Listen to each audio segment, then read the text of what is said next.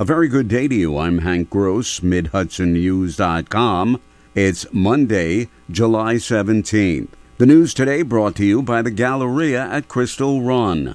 Governor Kathy Hochul has supplies and manpower to assist Orange County should it need additional aid in the wake of the devastating flooding of last week.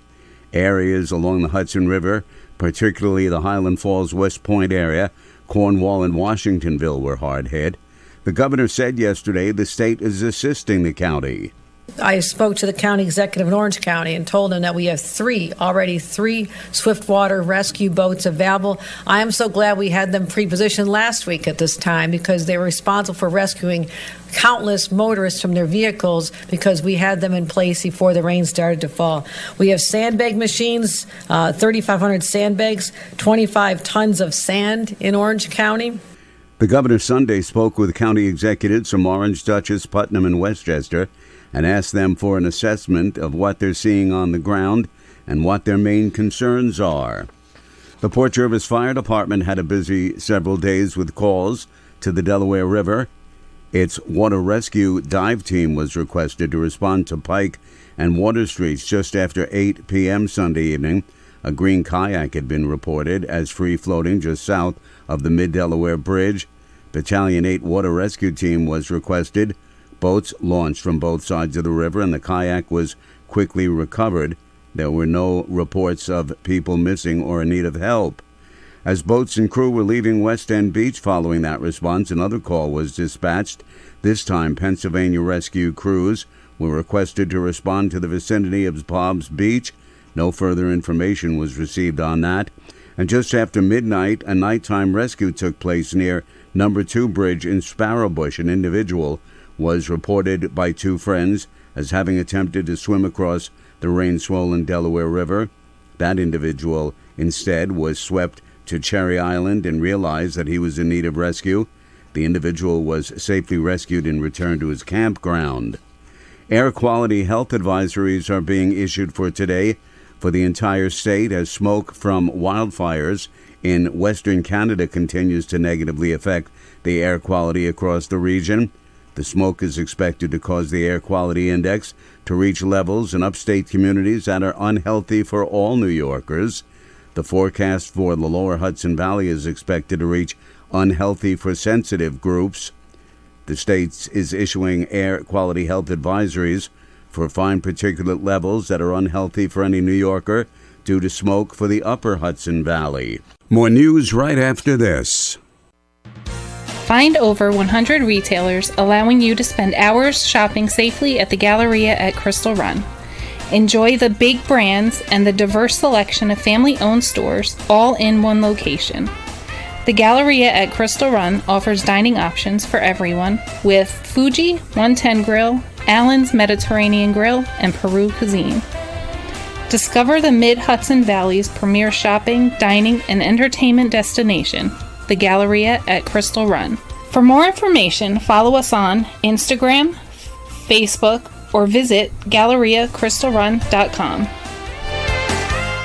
City of Newburgh police have arrested and charged two Brooklyn men with the April shooting of two Rupco employees that left one dead and the other paralyzed. Dwayne Hines and Romaine McCrae had been charged with murder and attempted murder for the shooting, which killed 41-year-old Shane Lawrence and paralyzed 50-year-old Richard Herring.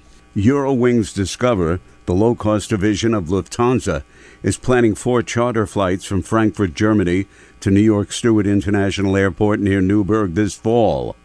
The flights, in cooperation with a German tour operator, are designed to gauge the market and consider a long-term commitment to the route. Stewart has a new international arrivals wing at its passenger terminal, which is used only by Play Airlines, which flies between the Hudson Valley and Iceland, offering passengers the opportunity to connect to several mainland European cities. The Discover flights are not officially published and bookable since they're charters, an airline spokesman told Mid-Hudson News. Local 589 of the International Association of Firefighters has secured a new 5-year contract with the city of Newburgh. The previous agreement expired in the end of 2021. All council members support the agreement including Ramona Monteverde, who says it's a long time in coming. I hope that this shows goodwill, that we're willing and we support the fire department. We truly do. We know that the hard work that they do, we couldn't, exist without the fire department. The PAC calls for no pay raise in 2022 and a 2% pay raise each year from 2023 through 2026. A public-private partnership resulting in a completely reinvigorated park in the city of Poughkeepsie has received the seal of approval from Lieutenant Governor Antonio Delgado, who visited Malcolm X Park in the city. The park revitalization was initiated by former current state senator Rob Rollison in 2021. The city partnered with Mid-Hudson and New City Park to completely redesign Malcolm X Park, and Delgado embraced the concept.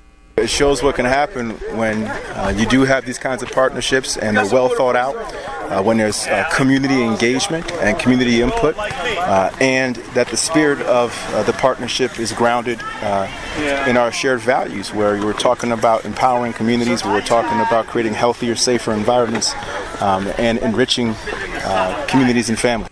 Delgado was in Poughkeepsie to visit the refurbished park and meet with Mid-Hudson representatives. The Sullivan County Human Rights Commission is in need of a new executive director, and county lawmakers are mulling over how to proceed. Deputy County Attorney Tom Cawley says either way, the local commission does not wield punitive power.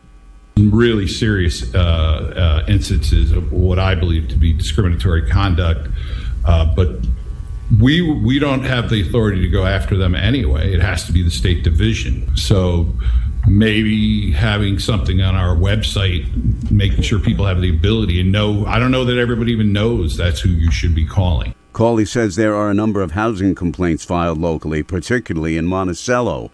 I'm Hank Gross, MidHudsonNews.com. The news today brought to you by the Galleria at Crystal Run.